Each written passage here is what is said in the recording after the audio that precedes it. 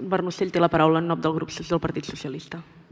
Moltes gràcies, presidenta, i coincidint amb moltes de les coses que han dit els grups que m'han precedit. La importància en la defensa aferrissada dels drets als infants, avui i sempre i els 365 dies de l'any. Nosaltres, com a grup, també ens hagués agradat que aquesta no fos una moció, sinó una declaració, com sempre, perquè, en definitiva, els drets dels infants ens haurien de preocupar a tots i haurien de generar un consens.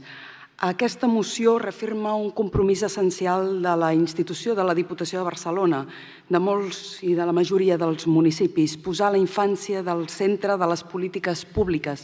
I aquesta moció recull la declaració anual d'una organització internacional com UNICEF sobre el Dia Universal dels Drets Humans. I aquest dia no és només una commemoració, sinó que és una crida a l'acció per garantir que cap nen o nena d'enlloc del món vegi vulnerat els seus drets. Des del grup socialista, juntament amb la resta de grups signants, volem que aquesta declaració, aquesta moció, sigui un missatge clar de justícia, solidaritat i responsabilitat col·lectiva. La nostra infància és, en definitiva, el nostre present i el nostre futur. Els infants són i haurien de ser ciutadania de ple dret.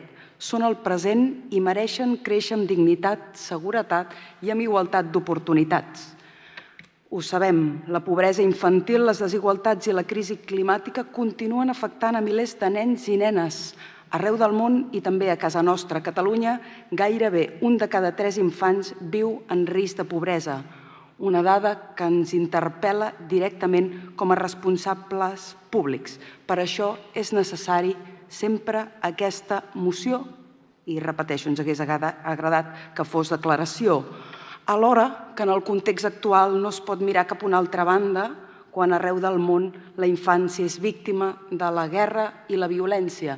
I des del nostre grup, que defensem la pau, la cooperació i la protecció dels drets humans, també creiem imprescindible condemnar el patiment que viuen els infants a Gaza i als pobles palestins.